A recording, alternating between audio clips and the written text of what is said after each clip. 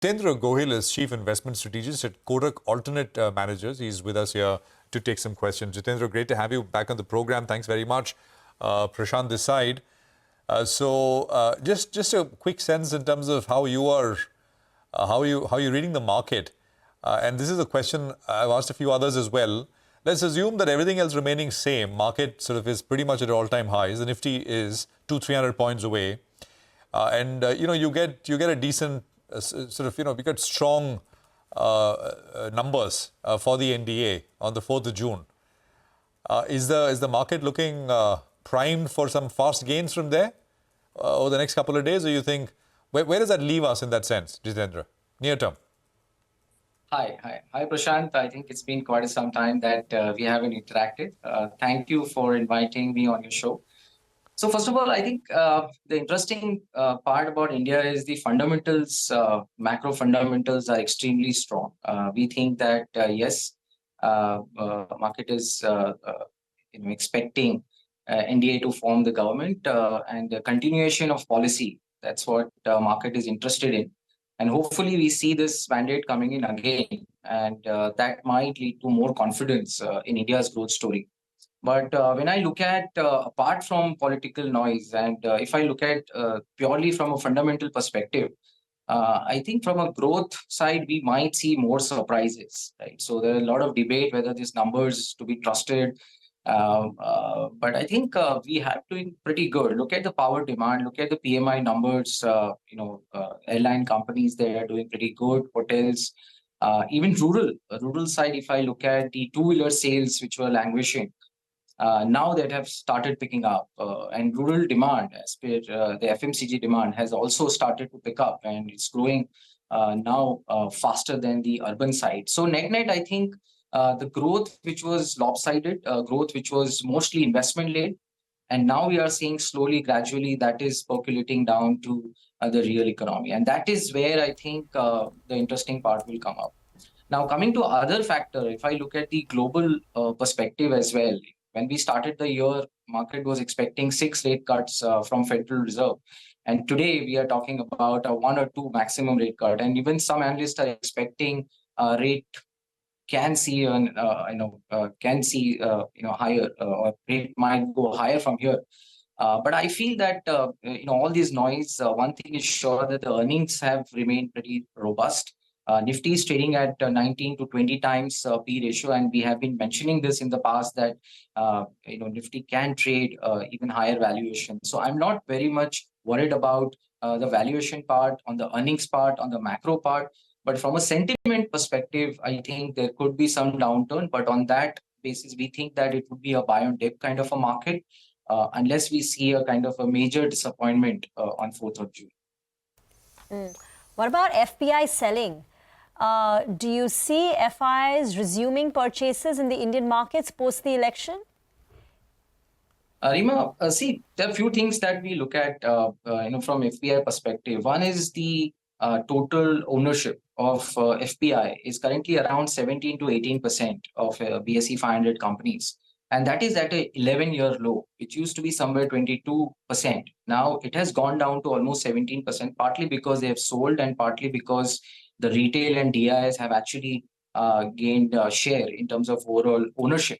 So that is one aspect. So, and other aspect is our competitors, right? So if I look at China, for example, despite several stimulus to stem their real estate market, I don't see that a pretty convincing reason why one should look at China at this price.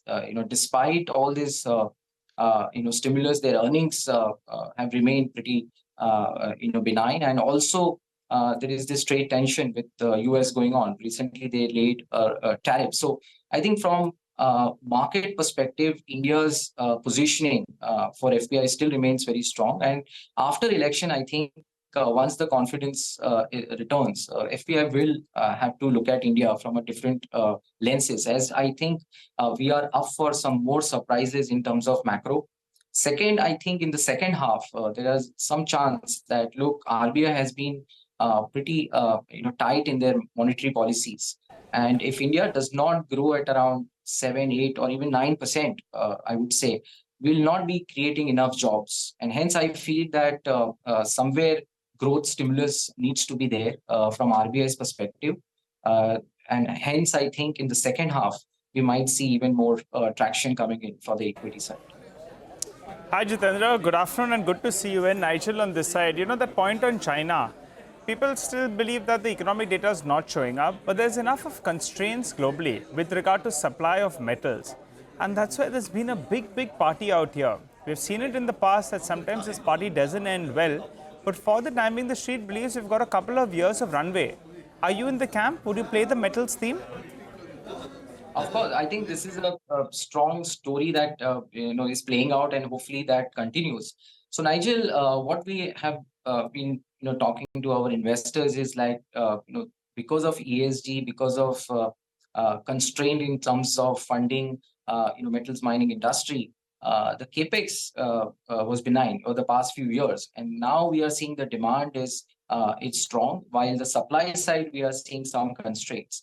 Second, all this electric vehicle boom, the new industries which have come up, it needs a lot of copper, it needs a lot of aluminum, it needs a lot of other metals. And hence, I feel that, the prices might remain stronger. The second part to this, outlook is India. Now, India is growing much faster than we would have anticipated in the past. And hence, the metal demand has remained very resilient in India.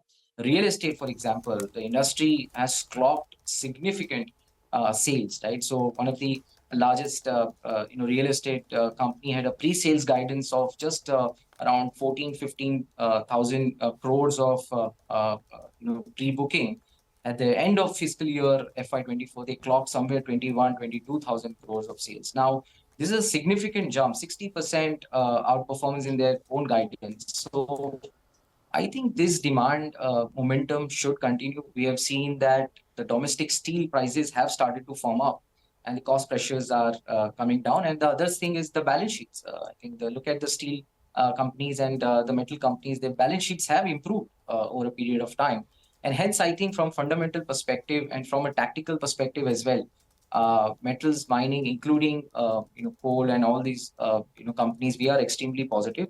And remember, these stocks have significant cash flows as well nowadays. So if I look at some of the mining companies in India, the net profit margin, I'm talking about net profit, not an EBITDA margin, somewhere between 15 to even 20%. So I feel that fundamentally they are strong. Dividend yield is good.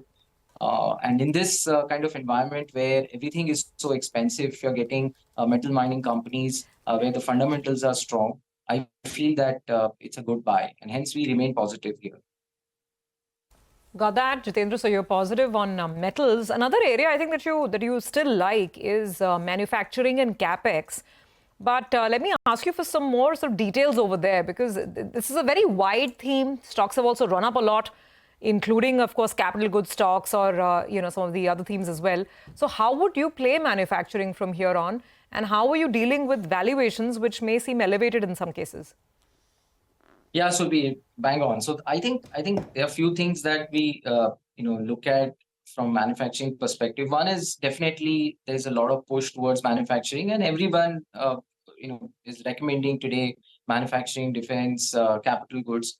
But what we have noticed is that some of the companies are actually beating guidance, beating street expectations, right? From margin perspective, it was expected like, look, defense companies are, boring companies. They will not have significant margin expansion. But looking at past 1 year results, if you look at, their margins have actually expanded. And also the total addressable opportunities for these companies have improved manifold. For example, let's take defense, right? So if I look in shipbuilding industry, where if I just look at the aircraft carrier, right? So India has 2 aircraft carrier, and now there are talks that we might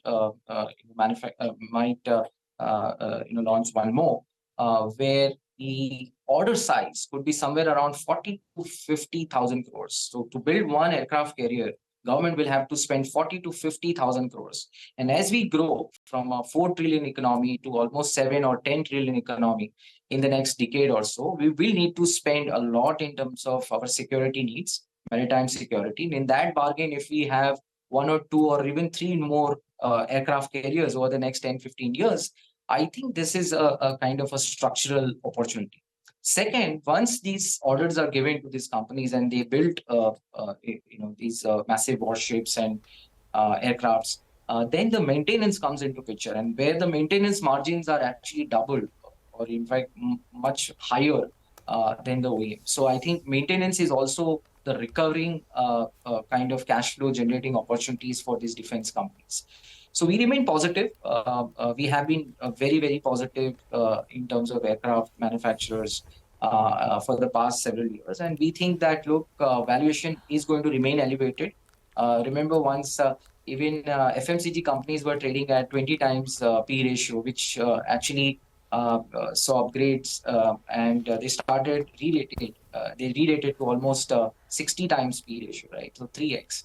Similarly, these companies, defense companies, used to trade in single or low double digit. Now they are trading at 25, 30, or even 40 times P ratios. So I think if the growth comes up, margins remains resilient, visibility is strong, then I think that these segments will actually do better. And they're also extremely under-owned compared to many of the other sectors. So that's another tailwind for these defense stocks. Thank you, Jitendra, for joining in. We'll slip into a break. On the other side, as always, we'll get you a check on what dealing rooms are saying in our segment East Street Chatter. We also tell you what you can buy today to sell tomorrow. BTST calls.